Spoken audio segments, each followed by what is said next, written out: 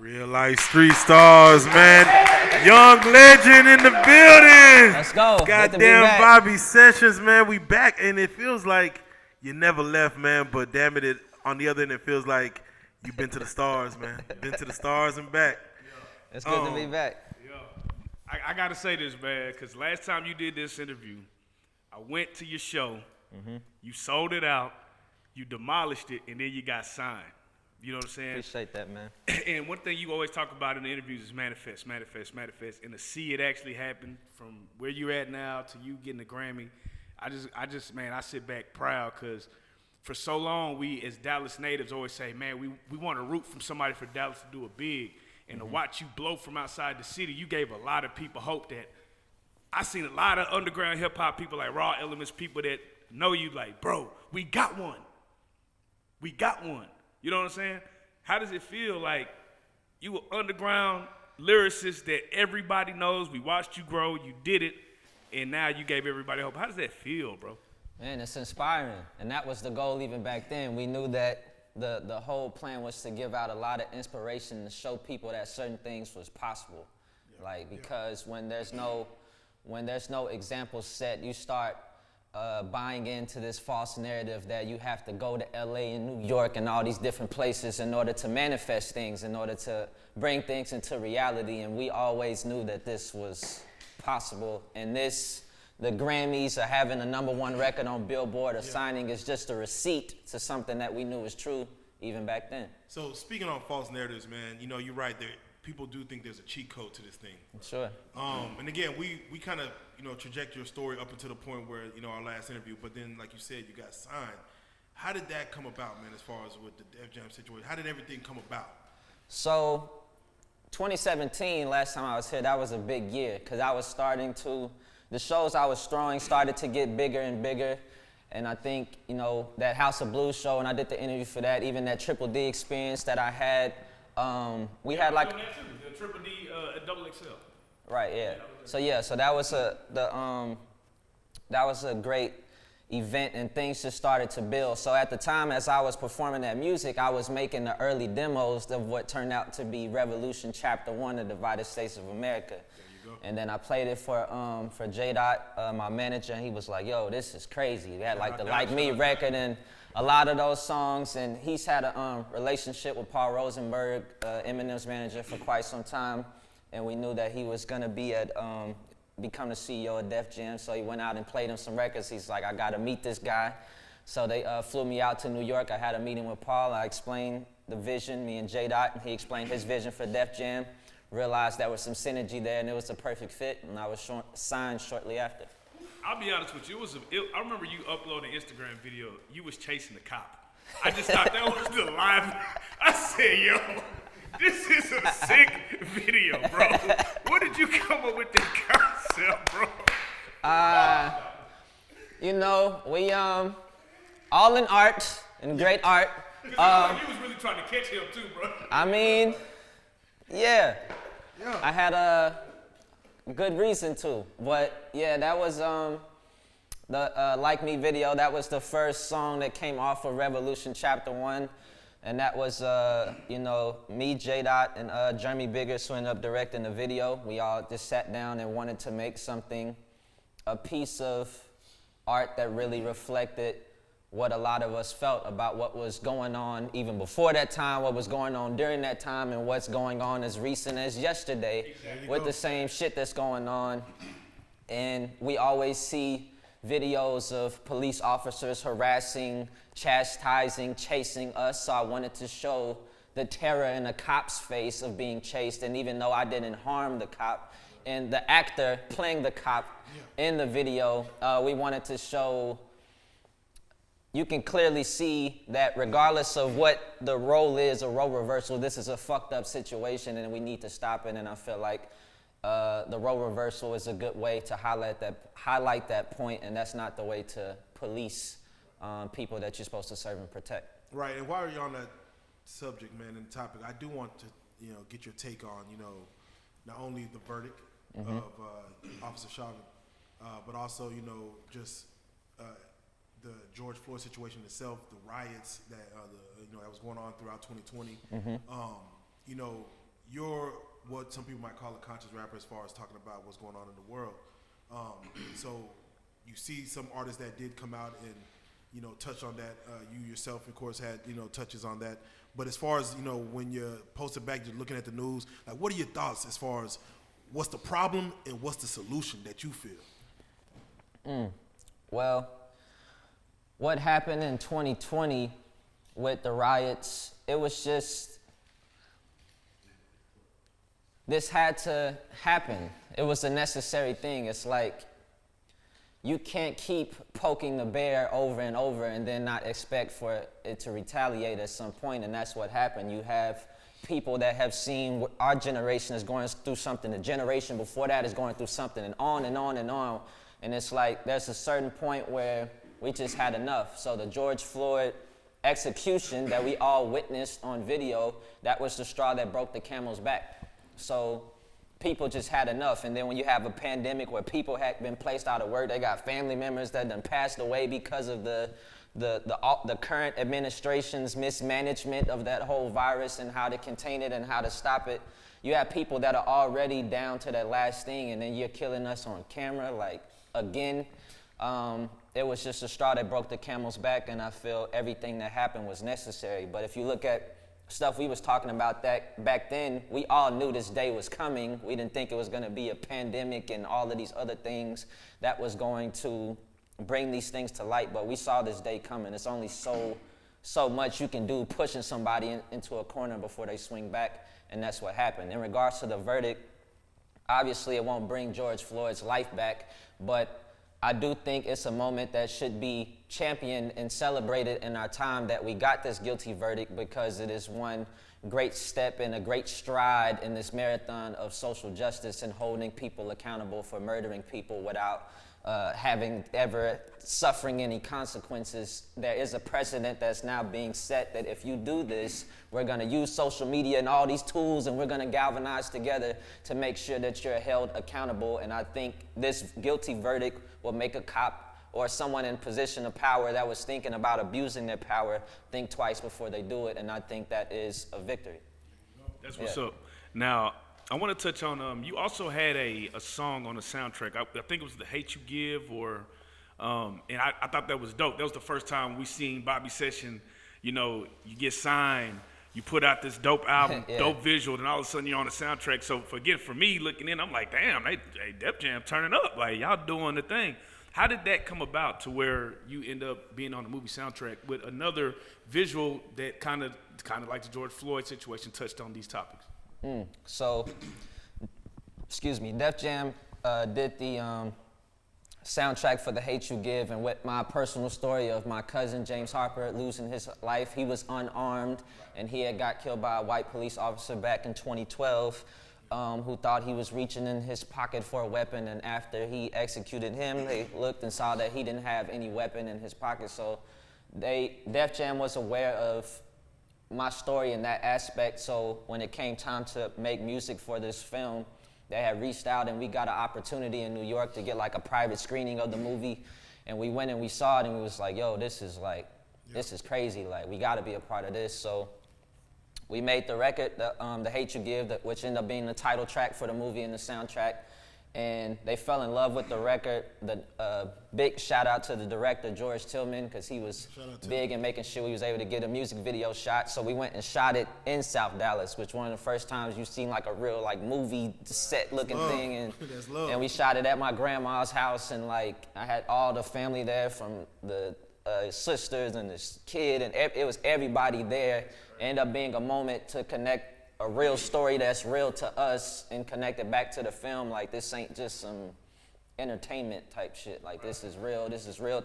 The situations that is being highlighted in this film is a real thing that's affected us in real life.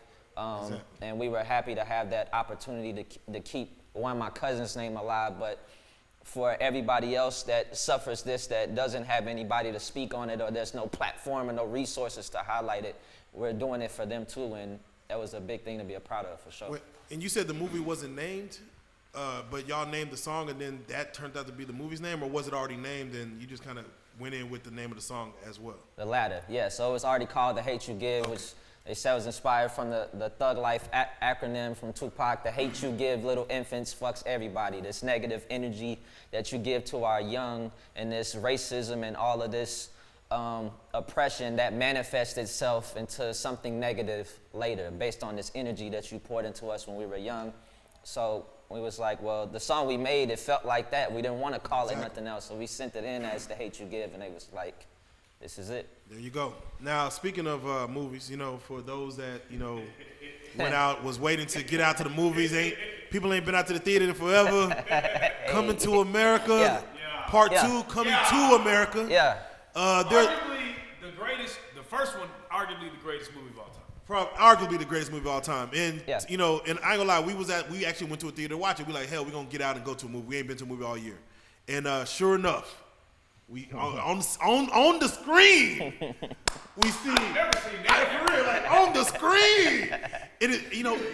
You might be the first artist with product placement in the movie. Bro, product placement right there. Bobby Sessions pulls up, man, turns the shit up, man. Hey, we gigging in the theater, man. Like we so geek. People probably wonder like why the hell we so lit. You know what I'm saying? Like Street Stars in the building, they up there turned up like, oh nigga, Bobby. I know him. I swear. Man, take us through that in itself, that experience. First of all, are you a fan of Coming to America? Absolutely. I mean, it's something that's been it's cemented itself as a classic within the culture. Everybody done seen Coming to America.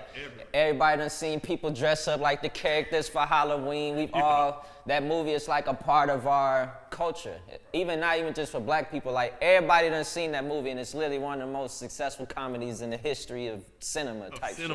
So being a part of that was crazy. Like they sent us like we got a little intel about the scene, and it was like, you know, somebody's gonna be crowned king.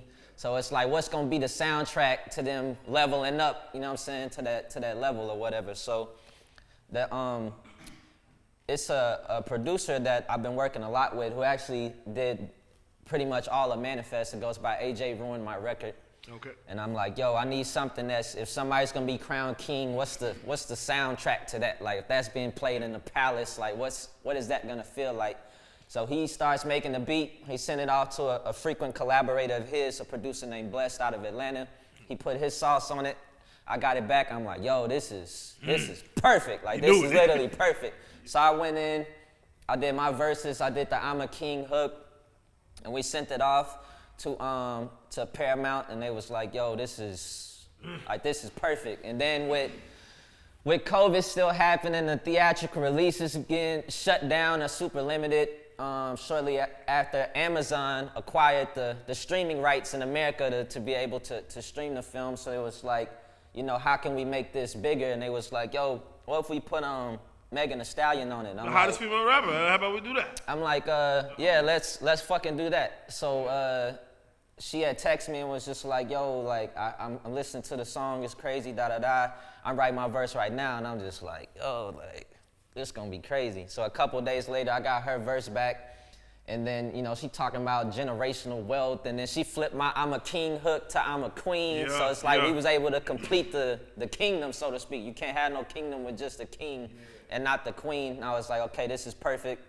And then we was able to see the scene, and when I saw like my face in it, and I'm seeing Eddie Murphy and Tracy Morgan, I'm just like, bro, that's one of the wildest manifestations thus far, for sure. For sure. I gotta ask you, because for me personally, that would almost mean more to me than the Grammy.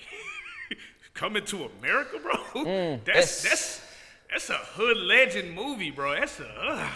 Yeah, it's like, I never thought about that. I kind of view them both a little different, but they're both things that last forever. Yeah. I'm a Grammy-winning songwriter for the rest of my life. You're immortalized. Yeah, for Beyond. sure. When somebody watches Coming to America in 2065, they're gonna see my face, you're gonna see my name, you're gonna hear the song. Like, and to find out that the song was personally picked by Eddie Murphy too, that was just like the cherry on top. Like, so that was like, That's crazy. yeah, that was wild. So they're both crazy, and they both happen within a month of each other. Which is wild, but It's a lot of people saying you Illuminati now, man. They like, did you sacrifice the goat head? I mean, I don't know, man. Where's the baby goats? Where's the baby goat. Yeah, man. Look, man. Sometimes you gotta do what you gotta do, man. Nah, You sometimes. gotta do what you gotta do, man. I'm tired of eating chips for dinner, man. Hey, I'm curious. What's your thoughts on? What are your thoughts on Coming to America, the sequel? I loved it. I loved it. Mainly because I didn't go into it with the expectation that it was like really following the first one. The first one was in 1988. It was a different time. There's certain jokes that you can say in 1988 that you cannot get off. And if they would have went, I saw some people like, oh, it needs to be as raw as that was. If like, okay, then all of Twitter would have canceled it. Like, you can't. It's a different time, and I feel like they had a great balance of still being funny, being more sensitive to the times, and also trolling the sensitivity of the times at the same time. And it's just like between 1988 and 2021, he's a different it's just different people. I just saw it for what it was, and I thought I really enjoyed it. Everybody that I know enjoyed it, and I'm excited for Halloween to see people dressing up like the characters. Definitely. Do you have a relationship? I know you mentioned Eddie picked it. Do you have a relationship with Eddie in regards to as far as just being able to speak to him, or even what's your relationship with Megan? In regards to conversation. I don't have a personal relationship with Eddie. I'm sure I would have been able to meet him if it wasn't for COVID, so I'm sure we'll be able to circle back and do that. But I do want to say, if you ever end up watching this, I appreciate you picking that song, because that's one of the coolest things ever. You're a legend. You're one of the GOATs. With Megan, me and Megan are real cool. I mean, we were a part of a special moment that changed both of our lives forever. Great segue. Let's Let's talk about it. How did that even come about? Like, you know, for a lot of people, right, they only grow up thinking they need to be an artist, right? They never even take time to consider being a writer in that writer aspect. How did that even come up to where you collaborated with Meg Thee Stallion to come up with this beautiful single, and then Beyonce jumps on top of it? So it's funny enough, I was songwriting for people locally in like 2015 and 16, but it wasn't something that I really took that serious. So around 2019, I was working in a studio, and I bumped into Jay White. We had bumped into each other at the same studio, and he had, like, came into a room that I was in. I was actually working on an early version of Manifest, my debut album, and we had chopped it up, and he basically was like, yo, I'm working on some stuff, like, you know, just fall through, like, da-da-da-da-da. And so I did. We had some cool sessions. And then a few months later, he was like, I'm going to California to work on some stuff. I need some, like, I got these great beats. I need some great songs, da-da-da. Why don't you come, you know, fall through? And I'm like, all right, bet. So I did that, and that was some great sessions. And then next thing I know, I got like a FaceTime from Meg, and it was like, yo, come to the Hit Factory in Miami. And I'm like, oh shit, like I done heard about the Hit Factory, like, yo, let's do that. You ain't been to the Hit Factory yet at this time? No. Yeah. And so around January or so, 2020, I went to the Hit Factory, and that's how, like, Savage was born, like, in that session. And that was great working with Meg, because I had learned that she was like a real MC. Like, she had like some verses written, and she had already like memorized them before she walked in, which is that shit that I do. Like, if I write something before I go into a session, I already have it memorized, because I'm rapping it and making sure that I got it perfect before I even walk in there. And I know that she had wrote some verses, and it was that same kind of energy. And we knew that something special had took place that night. And then it comes out in March, which is the beginning of the coronavirus and quarantine and shutdown, and nobody doing shit, and everybody stuck in the house and all that.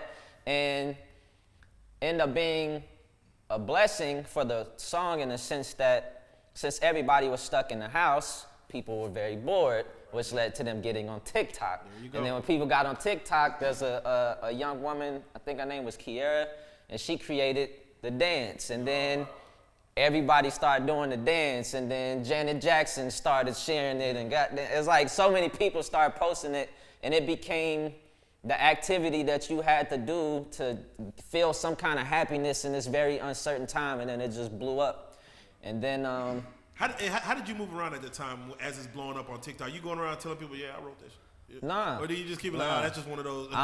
I was goddamn, humble I'm at the crib like everybody else, but I'm checking TikTok like stocks. Like, I'm like, yo, good. Okay, we up. Carry the tool. I'm like, okay. We up. Yeah, I knew shit was finna be different. Yeah, I knew that for sure. You gotta tell me what it felt, cause you know the check is coming, but it ain't came yet. You just gotta what is that feeling like? No, I knew it was up. Yeah. I knew it was up. When I saw it at I remember telling J-Dot, it was literally at 40 videos, just 40 videos. I'm like, bro, I'm telling you, I'm like, this finna go crazy. And then next thing I know, it was I'm like, yo, it's 2,000, then it's 16,000, then it's 1 million, then it's now I think it's close to 30 million videos of this. I was like, bro, nah, we knew things were different, but most importantly, it was just cool to see that people identified with the song with just having a good time during a very uncertain time. And then when Beyonce hopped on it, it was it was over. Hey, when Beyonce hopped on it, were you at the house? How did you find out? Did you just come on the radio and you go, what the? Yeah, so I remember that day I was taking a walk. I came back inside. I saw I had a missed call from J-Dot. I hit him and he's just like, yo, Beyonce's hopping on the record and it's gonna drop in an hour. And I was like, I think I started laughing just an hour? Like an hour. I'm like, so I remember laughing my ass off out of shock. I'm just cause that's a hard thing to, you know what I'm saying, wrap your mind around. And then probably with 30 minutes later, the song dropped. And I'm like, Demon Times, I might start an OnlyFans. I'm like, yo. I'm like, this Beyonce. And then for the sales of the record to go to Bread and Life of Houston, which was coronavirus relief, that made it even better because the song was helping people emotionally, and now the success of the song is offering resources to people that needed that, you know what I'm saying, was dealing with this this virus. So for it to then go #1 on the Hot 100 on Billboard, and then to win a Grammy for Best Rap Song, a Grammy for Best Rap Performance, and then it was nominated for Record of the Year, and Billie Eilish, who ends up winning, goes on stage, and it's no, this should go to Savage. It was and for me, my favorite rapper is Jay-Z, by a mile. And for him so it's I was able to win a Grammy with my favorite rapper. Yeah. Man, that was And not only that, but she set a record with that win, correct? Yeah, so with her, with Savage winning for Best Rap Performance, I think that's the first, end up going in the Guinness World Book of Records as the first all-woman collaboration to win an award in that category. And you won with 2 Texas legends. Yeah. You know what I'm saying? And now you're a legend yourself. You Yes, know sir. what I mean? And so, do you ever soak that in yo, I'm a living legend to certain people? Like I'm doing legendary things. I'm from Dallas, born in Dallas, blew up in Dallas, and made it with a bunch of Texas artists. Yeah. I mean, do you ever sit back and go, man, this is overwhelming? Yeah. I've been calling myself a legend a long time. Yeah, a long time ago. This is facts. Yeah, cause I would be capping if I was here okay, because this happened, I'm a legend now. This is just a proof of concept type shit. I've been saying this, I've been declaring it on stages when I was performing in front of crickets and 2 bartenders. I was in there that cricket gonna leave this motherfucker knowing today that Bobby Sessions is the young legend, cause it's all part of the messaging, in the story. Yeah. You know, we was talking about this the other day at that listening event, but it's with speaking things to existence, you gotta feel it from the top of your head to the bottom of your feet. You have to really know. You can't, I'm not gonna wait for the world to say, oh, you're a legend or you're dope, because if the world says I'm trash, am I trash now? Because y'all said I'm trash, I can't base how I'm feeling about me based on what everybody else is thinking and feeling and all that.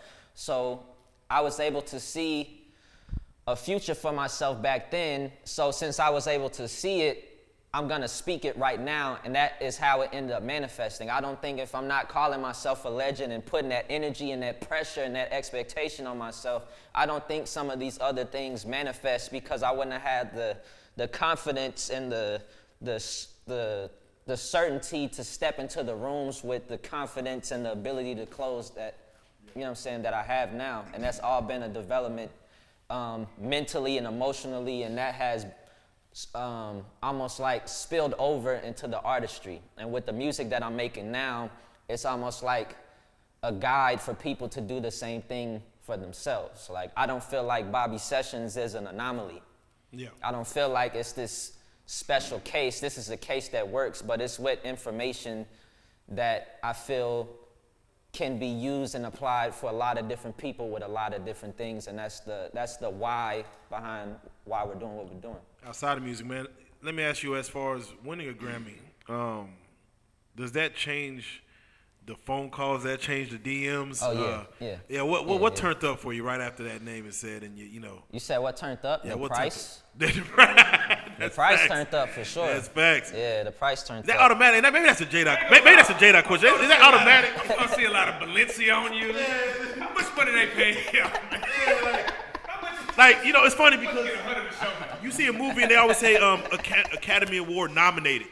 Right. It hits different when it says Academy Award winner. For sure. You know, as far as just having you're billed first. So Yeah. now you're Grammy Award winning. So the billing is up. So therefore, is it automatic that, you know, hey, it's respect on your name? You know, everything changes as far as just even the contact Bobby Sessions. I mean, we got you here. You asking for all purple M&Ms in the session? Yeah, nah, man, you tripping, bro. I mean, preferably red. Yeah. Preferably red, Got but it from the ground.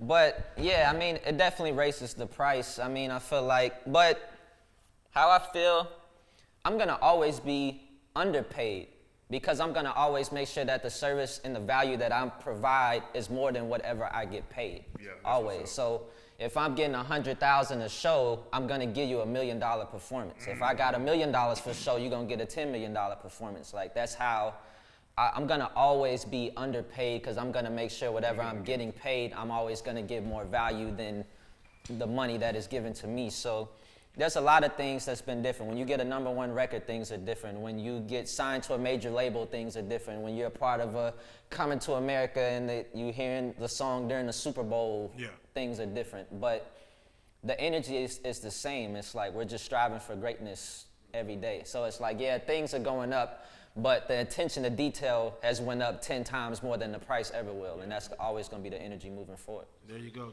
Does McDonald's even taste the same? Quit playing with Balenciaga. This boy ain't ate McDonald's. Now, hey, no disrespect to McDonald's, but you know what I'm saying? Travis Scott got Travis Scott got he eating McDonald's. McDowell's. See, you right, playing with him. right. Now I gotta say this. We were at the listening party. Obviously, we do the Bebe event, and man, when this EP dropped, yikes! I feel like they're prepping you to be the next generation greatest lyricist. You know what I'm saying? I feel like they're prepping you to be at the top. You know, I don't know if you know that. I'm sure you know that because you, like you said, you already know. But the songs that you displayed, was it Tuesday, Wednesday night, Monday night? Yikes, bro. It's like you're going to a whole nother level. You know, you went toe-to-toe with Benny the Butcher. You went toe-to-toe with Rick Ross. And it was like, okay, my boy is showing out on these tracks. Yeah. Let's talk about that EP, man. What is the name of the EP that you got coming out? It's called Manifest, right? Yeah, so Manifest will be officially like the debut album. So Revolution really was a trilogy of EPs technically, and Manifest will be the full official debut, the real first impression of Bobby Sessions, what Bobby Sessions embodies. And what happened on Monday night, salute to Hollywood Bebe, who hosted that event, but we gave an early preview, so it's probably why it felt like an EP, because we didn't play everything. We wanted exactly. Yeah, we wanted to give a taste, like the order that you heard things would be different, but we wanted to, you know, we still got to say something for later, so because it's a project that's meant, it's gonna be the soundtrack to people manifesting their dreams. Like I describe Manifest as, we know the Chronic is classic, you know, Doggy Style, Good Kid, Mad City, College Dropout. I describe Manifest as the Chronic of self-help. There you go. It's one of the greatest albums of all time when it deals with people manifesting their dreams, people having an idea in their mind and then holding it in their hand.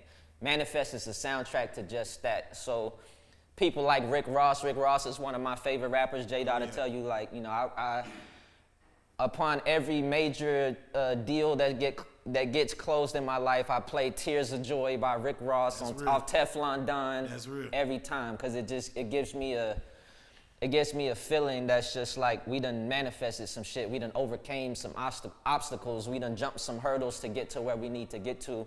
So to have him on my intro in a song called Penthouse Prayers is like.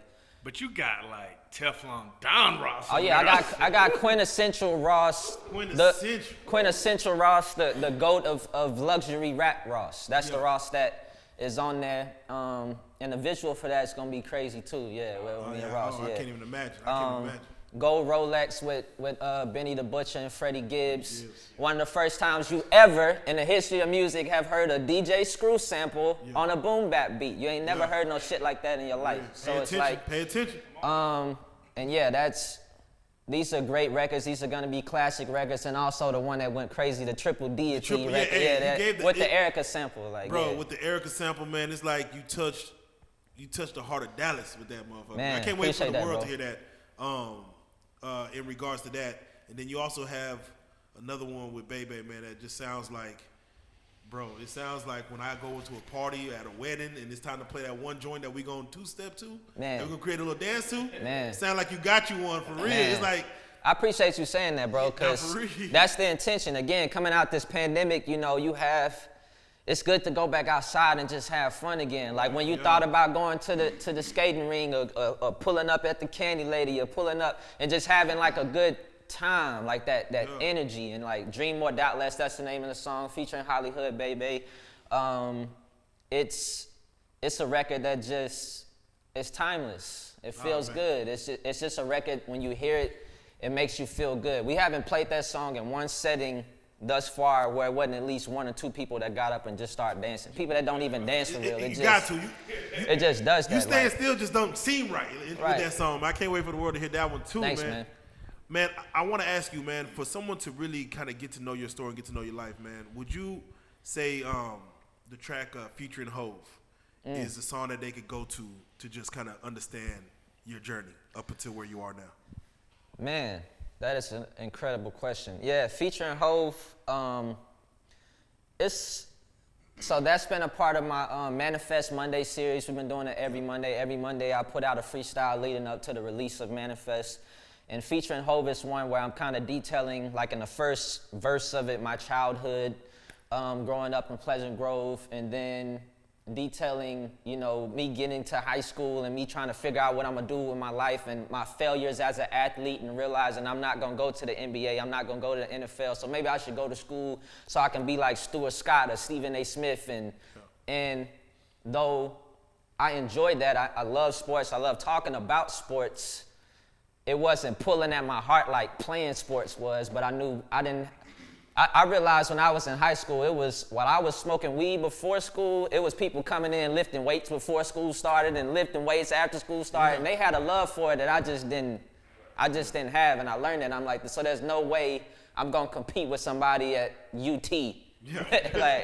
If I'm playing receiver and I'm going with a D1 recruit that's playing corner, I'm not catching a slant, a fade. I'm gonna chill in the stands and I'm gonna rap to the people in the stands while you do your thing. That's not my game.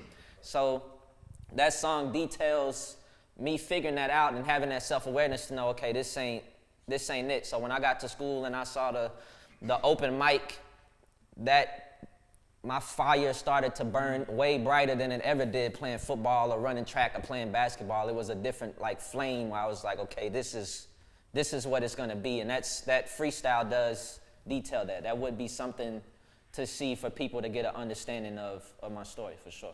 Now, I will say there's a couple of artists in these celebrity basketball games that's kind of making them fool of themselves. So if Young Bobby got to get out there, I'm pulling up for that, though, for sure. Yeah, against rappers. I'm on my shit. Yeah. For sure. I'm taking my high standard squad over any squad in the city on some basketball shit. Yeah. That's real. For sure. Man, I want your thoughts on DMX, man, as far as the loss of DMX and just what he meant to the hip hop culture and just the world, really, just as a person? Yeah, so obviously one of the greatest rappers of all time. He's also one of the most raw and passionate rappers of all time. Yeah. And DMX was someone, so it's funny, we spoke about that Like Me in video. So there's a homage I paid DMX in that video where I'm covered in blood and all that. Like, it's like towards the end of the video where we're trying to show the rage of that a lot of people in Black America are feeling. Yeah. And you know, and that was paying homage to his Blood of My Blood, Flesh of My Flesh album cover. Yeah, he's one of the greatest rappers of all time. He made it okay for people to be raw and passionate. I think a lot of people in hip hop at the time wanted to show that they was like the flyest nigga, or I was a getting money dude, and his energy was like, yo, like, I'll rob you, like. Not for real. Like, but it's like, but it was just like a street poet, like a street poet. Like, he made it okay to be even more raw and more authentic in a way that was authentic to him. And I think as of right now, he has, as far as a rapper is concerned, the most iconic performance when you think of him at Woodstock, where it looks like he's performing for the whole earth, is all to see DMX. So yeah, may he rest in power, and I thank him for the inspiration. He's inspired a lot of us. Definitely, man. Definitely rest in peace, DMX, man. I want your thoughts, man. Do you feel Quentin Miller, bro, was the scapegoat for rapper writers in regards to, normally you're behind the scenes, and then this situation with Drake happens where Quentin Miller is now in the forefront of writing, some hits, and therefore now we're talking writers now. We're talking how it's part of the process. This is the recording process now. That was kind of behind the scenes, kind of industry knowledge at first. Now it's in the forefront. What are your thoughts on that as far as, you being in that field of, writing hit songs? That is a great question and a very interesting question. Well, one, with all due respect to Quentin Miller, I don't see myself in that way. I don't see myself in that way. I think how I see myself is more along the lines of I'm like the Black David Foster. So David Foster is one of the greatest writers of all time, and I think there was a culture that existed in hip hop, because it's still, though it's been around, it's still a relatively young genre of music still. So it was taboo to have people write your records. That was seen as an indictment on your creative genius, so to speak. Now, with rap transitioning into the most popular genre of music in the world, and the music that galvanizes not just trends in music and trends in dancing, corporate trends. You can't look at no Twitter account for a corporation that's not quoting rap lyrics. That's how much it's entrenched in the culture all around the world. People in Tokyo, it is spread all around the world, which means that now there's people that would always write all of their records, and those records would be dope, but those aren't necessarily hit records. Not that there's something wrong with it, but in making hit records, most hit records, regardless of genre, there's a team of people, because it takes several minds to make something that the whole world is gonna say, this is the shit. I love that you said that. So I think it used to be like almost like a demonization of, oh, this person had someone in the room. Like, if somebody off the street says a hook that I think is dope, I'm going to use it today. That's facts. Like it's not, I don't give a fuck. I want to have hits. Like I don't care. And I was someone that's like, oh no, man, if it didn't come from me, it's like, man, fuck that shit. Like, that shit ain't even cool. Like, and I used to think that was cool, like, cause I was worried about what somebody would say at a barbershop. Man, it's just like, nigga, like, like, if somebody helps with an ad lib, should they get credit on a song? I don't know. I don't know. There's some people battling some legal shit right now. Yeah, if you in my session and you like, man, you should say yeah instead of yes. Like, you ain't getting shit for that shit. Like, but now that you have written a hit record, right? What is the difference between writing a hit record versus just writing like an album cut? I can answer that for me, not as general information. Okay, so for me, it's all the same. So for me, I'm just trying to make something dope. I don't walk into a session like, let's make a hit record. Like, it's just like, that shit is whack. To me. I feel like the goal should be to just make something dope. Because with most hit records, it's just like, you hear a song, you like, oh, that's dope. I'm gonna tell my brother. You're like, oh man, this is dope. And you tell Jada, and this is dope. And then it's just that happens for like 1 million people, and then it goes platinum. It's just 1 million people that said this shit is dope, and we like this. Yeah. So the goal should, anytime I'm making something, I'm just trying to make something dope. I'm not looking like, I don't have like this guy in a suit critiquing the record in my head when I'm making something. I'm not trying to dumb something down for, no, I'm not thinking with none of that energy. I'm just trying to make something dope, and I want to make sure that whoever is in the room, when we leave the session, we're all like, this is the shit. And if we feel it's dope and it's a hit to us, a hit meaning it connects to all of us. We all left the room and it all connected and we all said this is dope. So it's a hit because it connected. It's all hit. So I don't even look at it more like hit, it's more like connected. It connected. There was a bunch of people that this record connected to, so it was a hit. But now that you have a Grammy, does J-Dot come to you, or does anyone come to you and say, hey, we trying to get that next Savage type record? We need that. We need a Savage. Have people said that? Yes. Yeah. J-Dot doesn't. No, he doesn't say that. Sure we're on the same. I'm sure someone in his ear be like, hey, can that get replicated? Can that get replicated? Yeah. The success of it absolutely will be replicated. There you go. The song itself, I'm not finna come in there making that was what it was. It's like, can you make 2 Jordans? There's not 2 Jordans. There's one Michael Jordan, and then I can make a LeBron. I can make a Steph. We can make different things that is unique to you that will be what you need for you.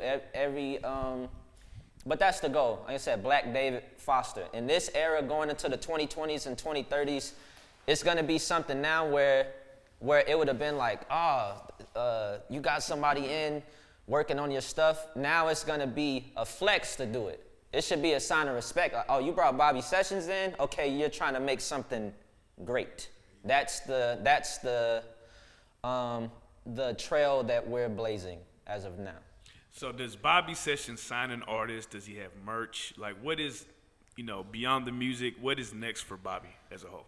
Hold on, ask that one more time. Does Bobby Sessions try to sign an artist? Do you have a merchandise line? Like, what else do you have going on besides the music aspect right now? So we have a lot of great things that's gonna happen at High Standards. So just stay tuned for that in regards to that. In regards to things outside of music, I recently contributed to a Marvel comic book that came out on March 24th.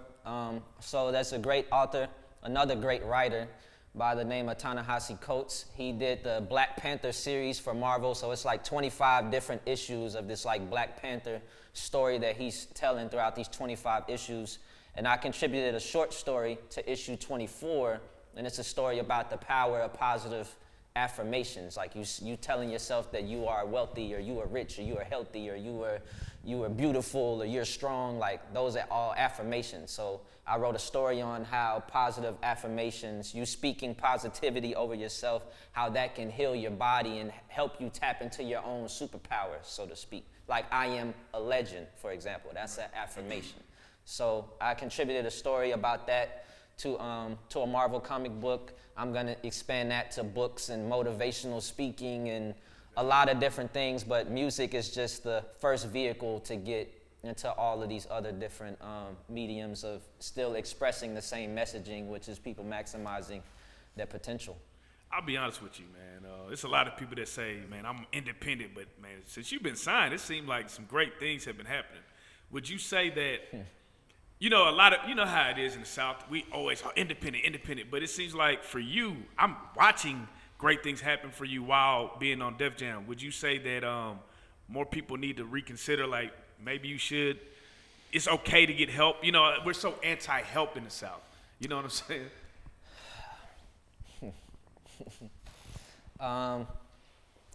I think everyone's situation is different. There you go. I think most people are capped. So there's certain situations where I think it's all dependent on what your goals as an artist are.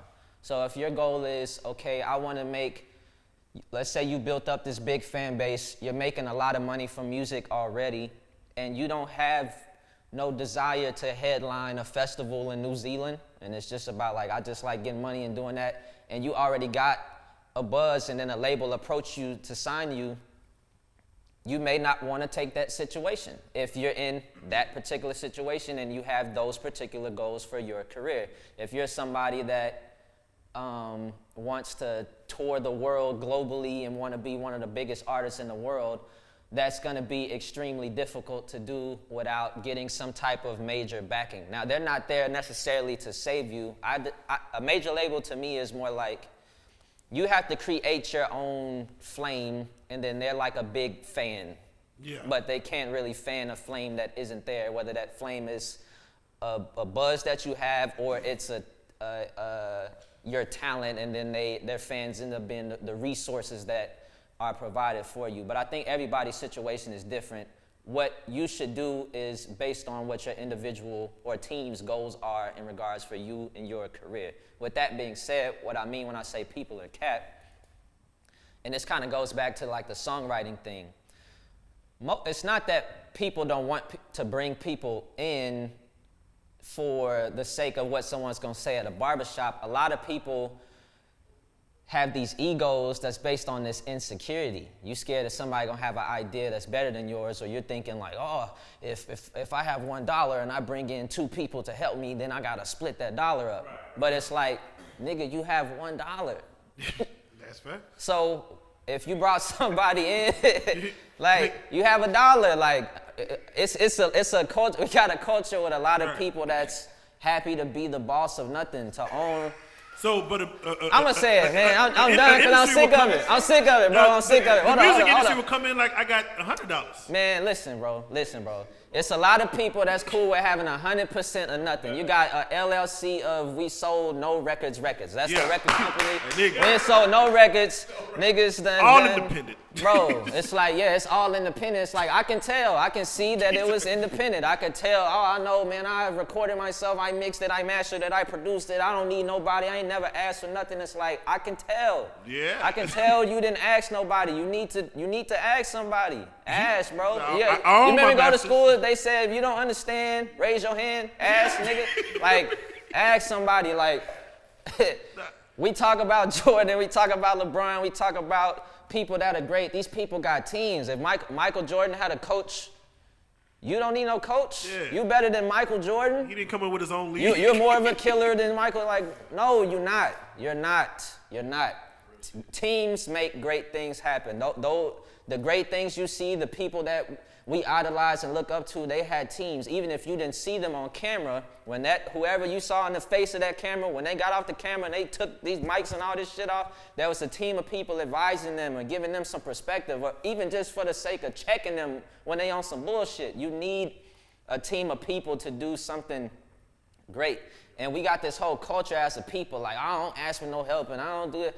I ain't like that. I'll ask for help in a fucking second. Yeah. Because I feel like if you never ask for help, then your dream's too small. If everything you can do alone, then your dreams ain't big enough. Your dreams ain't big enough. If you're trying to do some big shit and everybody is saying that they legends and we the biggest in the world and we run the city and all this type of shit, whatever city that is or country that is or wherever, if you're doing that by yourself, then you're not doing it. Like, it's just period. Like, I don't even understand that. And you might have spoken on this before, but I'm curious, Grammy Award winning, on the soundtrack Coming to America, no chains, no diamonds around your neck, no diamonds dancing. What is your thoughts on that as far as in the rap culture, how that is expected? I think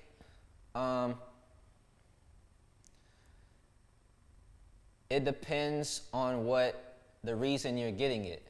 If you're doing it because it's just something that makes you feel good, that's one thing.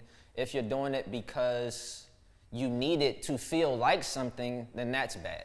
Like, I have no problem with jewelry. Like, I don't have diamonds, but I do have an expensive watch on, and people can be like, oh, it's not shiny, but some people can look at that like you still spent a lot of money on a watch that you don't look at to check the time on type shit. But at the same time, you know, but kings and people always have worn jewelry. This isn't just some rap shit. But I think there is a culture of like, okay, if I don't get this, then people are not going to view me as valuable. I think that's that can get dangerous. I think. I want to say Yella Beezy had said in an interview one time, he said no one took him serious until he started putting, you know, jewelry on. Like, he wasn't getting booked or paid in, you know, of course, in the city until he started actually wearing jewelry. And I'm like, that's a wild thought that it took for that to say, okay, let me add to the money because you look like money now. I mean, and that makes sense to agree. That makes sense in the sense of for the lane that he's in, if he's assessing his situation. But see, at that point, he still has a reason to buy it. Like, okay, he's not saying I have to buy this for me to feel like I'm the shit to me. It's now turning into like marketing. Yeah. It's just market. This, instead of him buying posters, he bought jewelry, and that did market his services, and that clearly worked since he was able to, you know, get a return on his investment. And that's why I say all of these situations, they're tailored for the individual. He did what was best for him, and he wasn't spending all of his last dollars on jewelry. He's able to still take care of himself and take care of his family. You have people now that, you know, they'll end up stacking up, I don't know, 50K, and they spend 40 on a chain, and niggas starving. That ain't cool. Like, that's not cool. All right, definitely, man. Before we get out of here, man, manifest. 2021, we're kind of coming out of COVID. What are you manifesting for yourself for 2021, the remaining of the few quarters we have left, and then going into 2022? Health, most importantly. There you go. 2, a successful release of the album with Manifest. I want the world to hear it the way that we're hearing it. We feel, like I said, it's one of the greatest debut albums of all time. I stand on that. We feel, you know, it was made in Westlake Studios, which is like the room MJ. That's the Thriller room. Thrillers. I was just there. Oh, that's what's up. I was just in the. Yeah, last week. Yeah, and that in the same room, Studio D. Yeah. Like, that's the energy, passing up those plaques. We wanted to tap into that energy of greatness and pour that into the music. Like, so it was made with the intention of being able to stand next to some of the greatest bodies of work that you ever heard. And so we wanted just a successful release of that.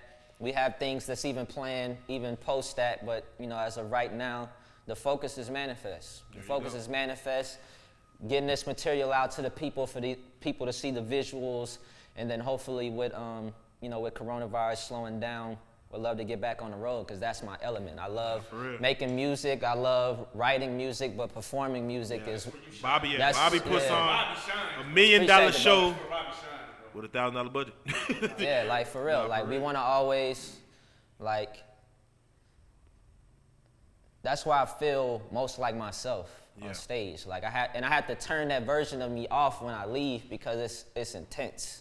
So it's just like, that's a way where I can really almost be like my real self on stage. For most people, it's like they're the opposite. They're like their normal self in like regular life, and then they put on a character on stage. For me, I feel like it's more like the opposite for me. I feel most like myself on stage, but that energy is too intense to just be walking around like that all the time. That's real. Can't be in Walmart. Yeah, you can't. I'm a legend. Give me the chips. Like, that shit just.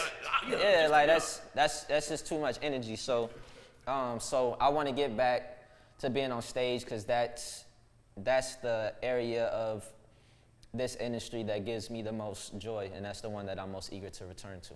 Yeah. Hey, and before you get out here, those people that have been rapping, you know, they got lyrics, they're talented. What advice would you give them? You know, the guys in Dallas doing their thing, talented, just rapping right now. So, I would say to truly be honest with yourself and why you're doing this for real. Yeah. So when I first started rapping, I was a lyrical, miracle, spiritual. I was one of those like type of rappers, and every time I wrote a rap, I was trying to prove to the 15 people in the room that I was the nicest rapper, and that was like the sole goal. And eventually, with, you know, the passing of my cousin to me having a lot of mental health and anxiety issues, and that started my journey of learning about how does the mind work and how can I manifest things, how can I control my thoughts, which means I can control my emotions, and then I can control my behavior, which means I can control my habits, and my habits is going to be the determining factor of what I end up producing in my life. So once I got that figured out, I'm like, okay, I'm gonna make my music about that. So my story I wasn't selling drugs, or I didn't have, you know, people that knew people in the music business and all that. My story was I was working jobs that I hated. I didn't like doing it, and I needed to do music full time. I didn't want to be a cog in the machine. That was my story. So I'm like, I'm gonna tell my story. And after I started telling my story and everything being authentic to my experience, things started to happen. There's a lot of people that rap a lot of words, but you don't know shit about them. You don't know nothing about their story. I don't know what you stand for. I don't know your story. I don't know your why. My why is to help people maximize their potential and tap into this greater version of themselves. And I use music, a book, a comic book, a speech, or whatever to get that messaging across. So I would say to anybody that's doing their thing, write your goals down, but before you even do that, really ask yourself, why am I doing this for real, for real? Why? What's gonna get you out of bed? Because if you don't have no strong why, once you run into a certain amount of obstacles, you're gonna end up being discouraged and you're gonna end up stopping because you didn't have something that was gonna push you to keep going for real. I would have still did this shit if it wasn't no Grammys or watches, money or nothing, and I was homeless. I would have been a nigga like, I'll rap for food, because this is what I love to do. Most of my career, I've been a broke rapper.